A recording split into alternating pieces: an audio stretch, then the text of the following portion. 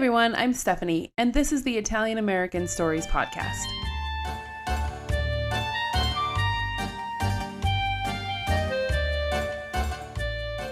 Today's story is going to be just a little bit different. Instead of focusing on one particular Italian American or an Italian American family, I'm actually going to talk about a group of Italians that were interned at Fort Missoula in Montana during World War II. So let's get into this story. In the summer of 1941, 1,200 Italian nationals were sent to Fort Missoula in Montana. They would spend about a little over 2 years at Fort Missoula. So Fort Missoula, it was actually an abandoned army camp, but during World War II, they turned it into an internment camp for people like Italians, Japanese, and even Germans. And like I said earlier, this was located in Montana. However, once the Italians got to Fort Missoula, they renamed it to Bella Vista, which means beautiful view. Apparently, when they pulled up in the trucks, they got out and were blown away at how beautiful it was. It was the summer in Montana, so it wasn't all snow. And they just thought it was beautiful, so they renamed it to Bella Vista. So just a quick, brief, really brief history on internment camps. Mainly during World War II, we had them in America. They were also called relocation centers at times. And like I said earlier, they were basically camps set up to hold certain groups of people in America, like Italians, Germans, and Japanese. And all three of these groups were actually held at Fort Missoula at about the same time. And these groups, they were forced to relocate to these camps due to suspicion from the U.S. government. And the Italians that were detained at Fort Missoula were actually just a small part of the 600,000 Italian Americans that the U.S. government labeled and called enemy aliens during World War II. So during this time, intelligence agents would monitor Italian neighborhoods. And what they were basically doing, they were searching for Mussolini supporters who were here in America. They thought maybe that they would be traitors if they supported Mussolini. And I don't really know how they monitored them. That would be something I'd actually would like to look into. Did they infiltrate the neighborhoods? Did they have recording devices? I don't know. That's kind of interesting to think about. Little history on Benito Mussolini. He became prime minister of Italy in 1922.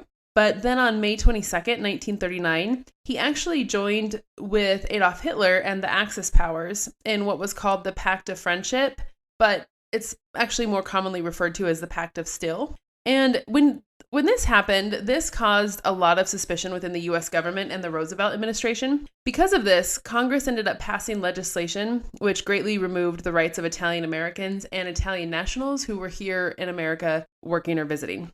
So another thing that happened when Mussolini joined forces with Adolf Hitler was he became nervous about the ships that were already basically away from Italy. If they were in American waters or on their way to America, he became nervous about those ships. So Mussolini ordered the ships to basically dock in American waters and just stay there because America had not entered into the war yet. And so Mussolini feared that if these ships were going back and forth, they would get maybe captured or hit by missiles. I mean, I don't know. Because Britain, United Kingdom, they were involved in the war at this point.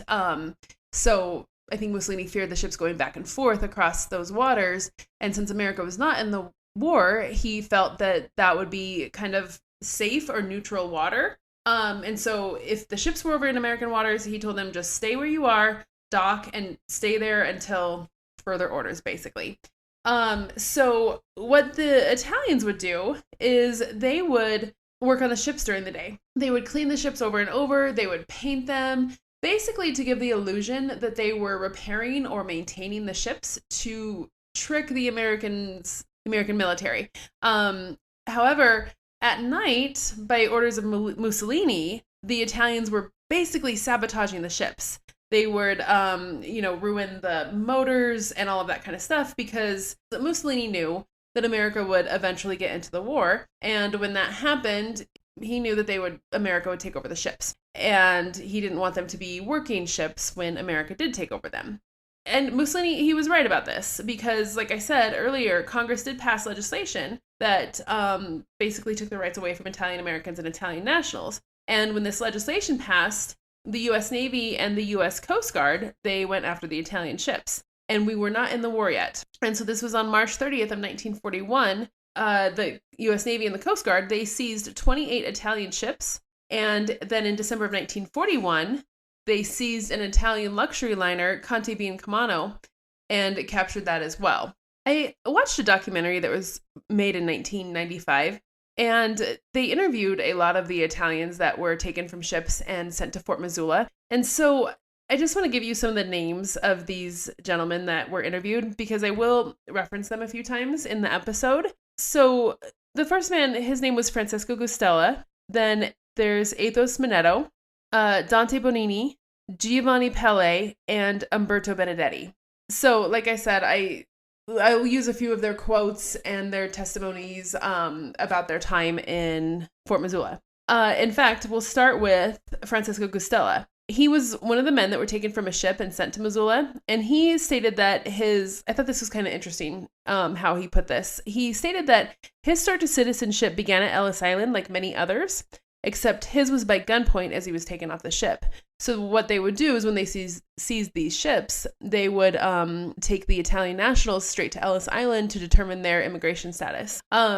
Athos Minetto, he also said that he spent 11 months on a ship that was docked in Norfolk, Virginia, before he was taken to Ellis Island. And he actually does a really good job explaining how they would clean the ships over and over and paint the outside since they were stuck on the ship. He even talks about how they had pet cats and a pet pig on the ship.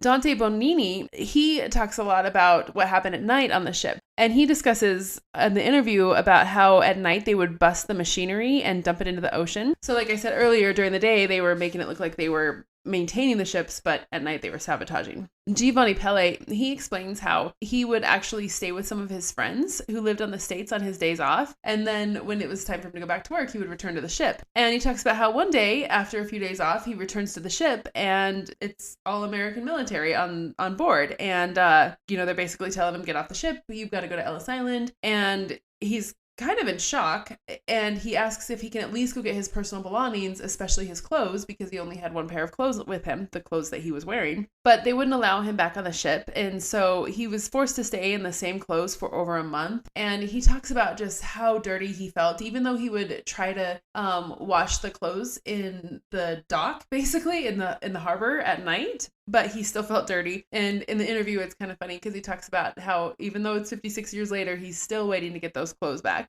So with the Americans overtaking these ships, this event was actually referred to at one point as the first use of armed forces in World War II. And of course, Italy was not happy about this move, but many American citizens explained how they were relieved and approved of the act. And once they realized the ships were damaged, they were not happy either, but they still ended up using a lot of the ships and repairing them and used them actually in the war. Now, the Italians that were on board these ships, they were actually charged with overstaying their 60-day work visa because Mussolini, he ordered them to stay there, so their work visas ended. That was really the only thing that they could charge them with, and so because of that charge, they basically justified taking them to Ellis Island and then Fort Missoula. And so the conditions in Ellis Island, they were less than favorable. It was extremely crowded because at this time they were doing a lot of this kind of relocation thing. And they talk about how it was really crowded and dirty. And Giovanni Pelle,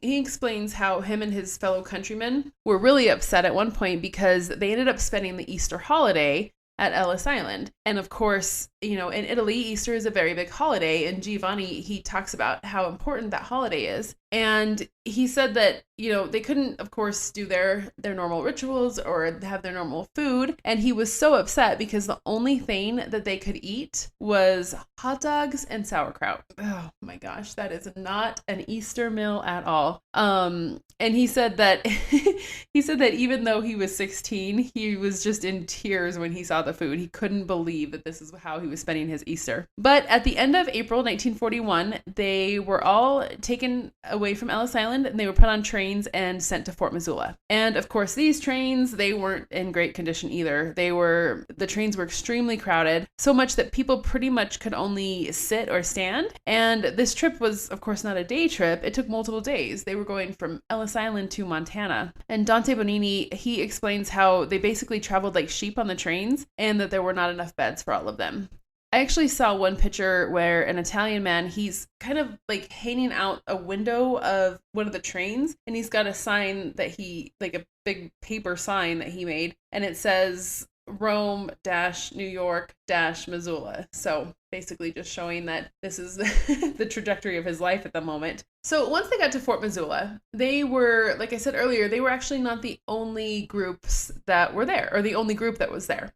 There was over 100 Germans, and there would eventually be over 1,000 Japanese Americans held at Fort Missoula. And everybody had their own separate living quarters and kitchens. So the Japanese, they had their own kitchens, living quarters, the Germans and the Italians. And they even ended up cooking their own food. In fact, they both had food delivered to them that related to each culture. So for example, the Italians received, quote, spaghetti, olive oil, and garlic, while the Japanese received, quote, rice, soybeans, and fish. So, I mean, at least they were trying to give them some comfort while they were there, I guess.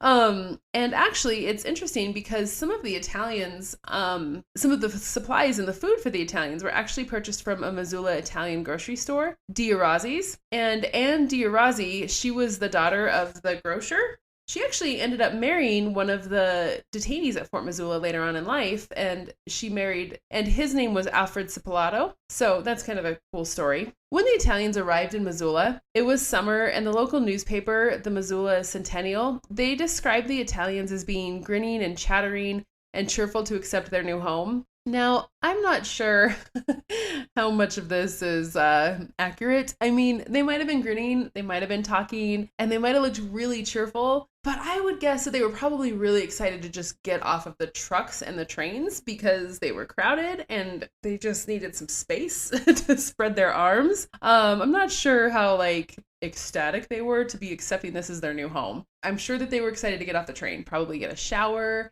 maybe some food, and like I said, stretch out, but I don't know if they were that excited. However, Athos Manetto, he may have agreed with this statement because in his interview, he talks about how it was actually the best 2.5 years of his life. He said that he was able to, and when he was asked why, he said simply he was able to rest.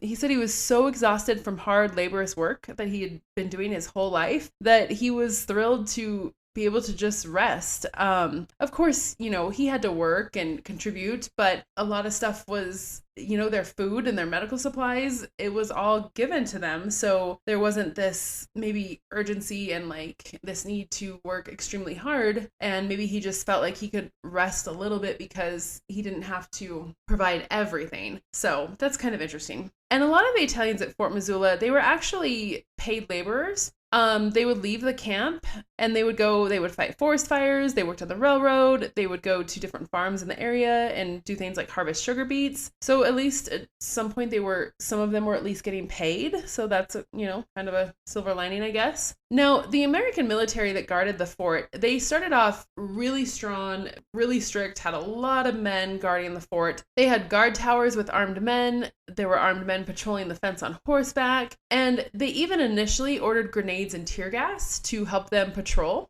But they never really ended up needing to have that much military presence, I guess you could say. And they basically realized that the Italians were kind of content. They weren't going to battle them. They weren't going to fight them.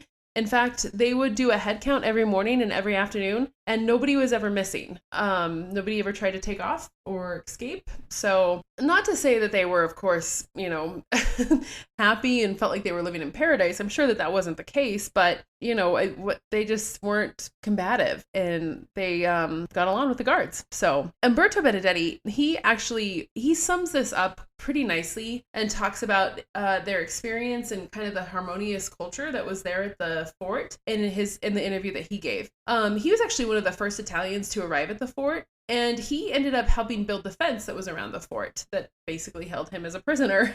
And after his release, he would have people, tell him how sorry that they were that he was held prisoner in America. And, they felt so bad for him. But Umberto, he really didn't see it that way. In fact, later in his life, he wrote a book explaining his time at Fort Missoula. And that book is called The Lifestyle of Italian Internees at Fort Missoula, Montana. And in this book, he defends America and explains how he and his fellow Italians were not prisoners of war. And he talks about how they basically lived pretty comfortable. They ended up just organizing themselves into a self-sufficient community, and they kind of created their own government. They even held elections and had grievance proceedings if something went wrong. And he said that the U.S. government, he felt, was pretty fair to them. They would supply them food, clothes, medical care, and supplies, and basically just let the Italians take it from there. And the Italians did. They took it from there and created their own community. They had a doctor, a priest, a shoemaker, barbers, butchers, pretty much everything you would need to survive in a community like that. They even built better homes for themselves, and the supplies were given to them to do this. So they were all just living in kind of a large barrack area where, beds were just lined up against the wall, and they allowed them to build small wooden homes that they could live in. So that's kind of nice, because I would want my own space too.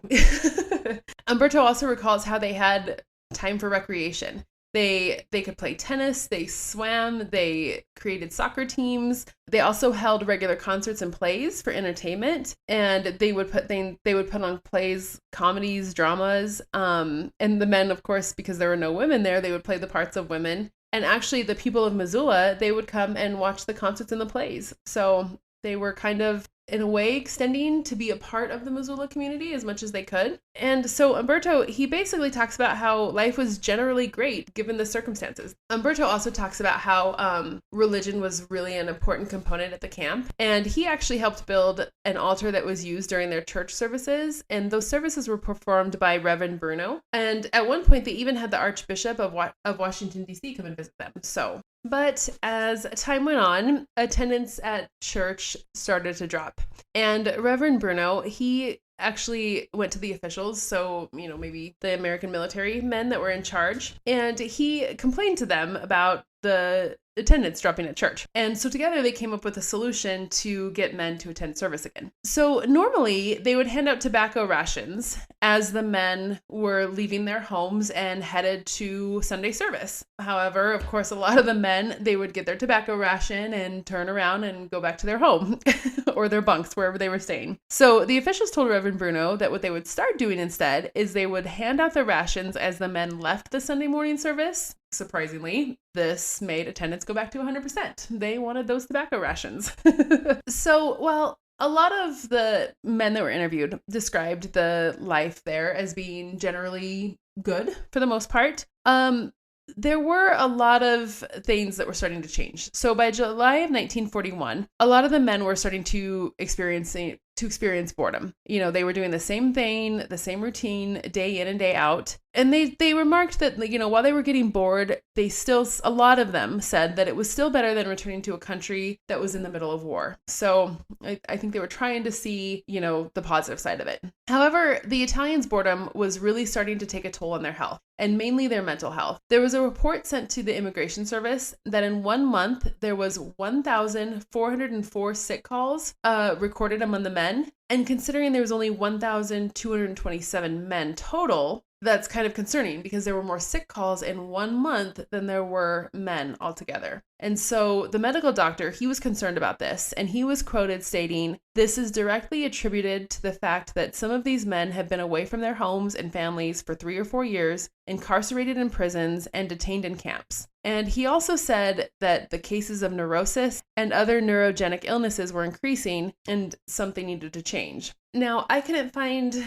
anything that talks about how they tried to improve this problem, but, hopefully they try to do something. I don't know. And one man, he said that one thing that kind of helped them stay together and just kind of helped them feel like they were more at home was the cooking, because they were allowed to cook for themselves. So cooking and feeding one another was one way that the Italians felt like they were home. Of course, food. I mean, that's what we do. And so one guardsman, he even talks about how he couldn't get hamburger for his family, but the Italians were eating these beautiful meals with round steak, and he said that he would watch them eat and look at their meals like, how are they even accomplishing all of this? But they were not allowed to have any alcohol. And so, of course, the Italians, they found a way around this. They would get this makes me laugh.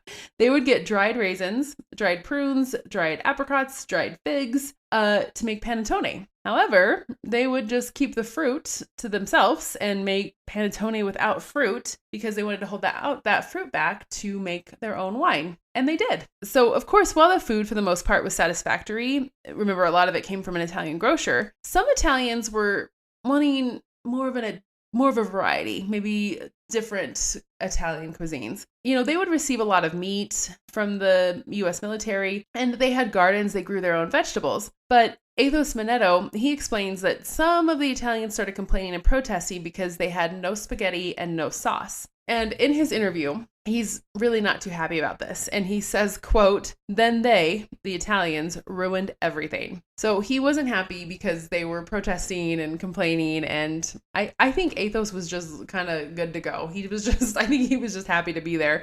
Remember, he was the one that said it was the best 2.5 years of his life because he was able to rest. But all of this protesting and complaining, it actually led to and when I say complaining, I'm not saying that they were, being the pain. I get it. I understand why they were upset and wanting some different kind of food. But all of this did lead to one of the only violent events that took place at Fort Missoula. And olive oil was actually the straw that broke the camel's back for the Italians. So the Italians, they were used to cooking with olive oil, sometimes butter, but for the most part, they got olive oil. But the US government, I guess they were kind of cracking down on it a little bit. They wanted them to, you could have your olive oil, but we also want you to use beef fat as well to cook. Well, the Italians didn't like this. They wanted their olive oil. And one day, some Italians who were working in the kitchen, they walked in and they saw that over 400 pounds of beef fat had been delivered. And they weren't happy about it. So they start, yelling and screaming in Italian, and their hands and their arms are waving around. And the butcher comes in and he is so upset about this beef fat being delivered that he dumps it out. And this starts a riot. So the guards, they rush in, they spray tear gas to break up the fighting. And during all of this chaos, a watchtower guard somehow shoots himself in the foot. I'm not laughing at his injury, but it's like, you're in a watchtower. How did you shoot yourself? Then one of the guards' vehicles caught on fire because of the tear gas. And so the FBI, they got involved and did an investigation, and they called it a mass revolt. I'm not sure if that was actually a mass revolt, but whatever. But one really funny part of this whole situation is one of the guards, he actually ends up being interviewed by the FBI, and he kind of admits that maybe they jumped the gun a little bit because he says, quote, that he now knows that little importance should be attached to arm waving. So remember, the Italians, they see this beef fat in the kitchen and they're upset about it and they're yelling and talking in Italian, and we're Italian. I mean, I'm literally talking with my hands right now as I'm doing this episode. Their hands are going everywhere. So perhaps the guards thought these were violent actions that the Italians were making, but he realized that there shouldn't be any importance attached to arm waving. So I laughed pretty hard during that part. So there's actually one other violent event that happened at Fort Missoula, and this was when an American doctor named Orville Smiley, he pretty much started a riot between the fascists and the anti-fascists within the Italians. And so Orville, he was said to not be the nicest guy, and he was really hard to get along with. So within the Italian nationals, there were two groups. There were the fascists and the anti-fascists. And, I think for the most part, they figured out how to get along because there were only two violent events at Fort Missoula while they were there. So I think that they figured out a way to live in harmony with each other. But this doctor, he kind of stirred the pot a little bit. And he did this by publicly posting a letter that one of the anti-fascists wrote to him complaining about the fascists in the camp. And so once this letter was posted, the author of the letter, he was actually assaulted. And this caused fighting among many of the men. And in fact, 5 were injured and 3 were injured so bad that they had to be hospitalized. So I don't know what this doctor was thinking. I mean, did he have some sort of a weird violent streak in himself and he wanted to see the Italians fight amongst each other? Why would you post that letter? That makes no sense. Obviously, whoever wrote that letter was probably confiding in him. Maybe it was a way to journal in a sense and get out his frustrations. And then this doctor just posts it and creates a problem in a fairly harmonious, environment, which is not good. But after these two violent events, things for the most part went back to status quo. And, I'm sure that not everybody was super happy, but for the most part, things went fairly smooth. And in 1943, Italy surrendered and soon joined the Allies to fight against Germany. Then less than a year later, in 1944, the Italians at Fort Missoula, they were allowed to leave. And some of them returned to Italy. Lots were deported. And when they were leaving the town of Missoula, this actually apparently caused a lot of distress among some of the girls that were living in Missoula at this time. So these women, they would go to the train station to, say goodbye to the Italian men that they'd fallen in love with or had a fling with, whatever. And, they would be crying and waving goodbye. But some of these women soon realized that their Italian man was seeing other women from the Missoula area as well. So not only were there tears at the train station, there were some fights at the train station as well when these women realized that their man was seeing multiple girls. So while some of the Italians, they did go back to Italy, a lot of them ended up staying in America. Simply because, they maybe always wanted to come to America. And also a lot of them feared that Italy would have no work for them after the war. And some of the Italians, they ended up joining the military and fought on the side of the Americans so that they could become a citizen. And a lot of them remained in the Missoula area and ended up owning their own business. So Alfredo Cipolato, who we talked about earlier, he stayed in Missoula and he ran the Italian grocery store that his wife's family had. And they ended up turning it into a deli, and they ran that until he died at the age of 94, which is pretty amazing. Giovanni Pelle, he married a young woman from Spokane, Washington, and he worked for the city of Spokane and retired as an inspector for the street department. Francesco Gustella, he became really good friends with Pelle over the years, and he also ended up working for the street department and married a girl from Spokane. So they were able to remain really close throughout their whole life. Athos Minetto, he went back to Italy to marry his high school sweetheart, and then they both came back to America, where he also ended up living in Spokane as well, and he retired from the telephone company. A lot of them ended up kind of just staying in that northwest area of America. And the documentary that I watched where they interviewed these gentlemen, it was called Bella Vista, An Unseen View of World War II. Towards the end of the documentary, they were kind of talking about their time in America. And a lot of them expressed their gratitude and love for America, which I thought was pretty special considering they were held in an internment camp against their will by the American government. But they still appreciated what America offered them. And so I thought that was kind of neat. And the camp itself, it was actually turned over to the University of Montana, then eventually sold to developers. And for a while, it was a battleground over some wanting to preserve it as a historical landmark, and the developers, obviously, wanting to develop it into an area for condos and houses. But in 1995, the Montana Supreme Court ruled that it could not be developed. So I think that that's great. I think we should preserve as many historical landmarks as we can, especially something like that. That's something that we can learn from and we can reflect on. So I'm glad to know that it will not be developed. Hopefully that doesn't change. And there is a museum there now that you can go visit. A lot of the buildings are gone.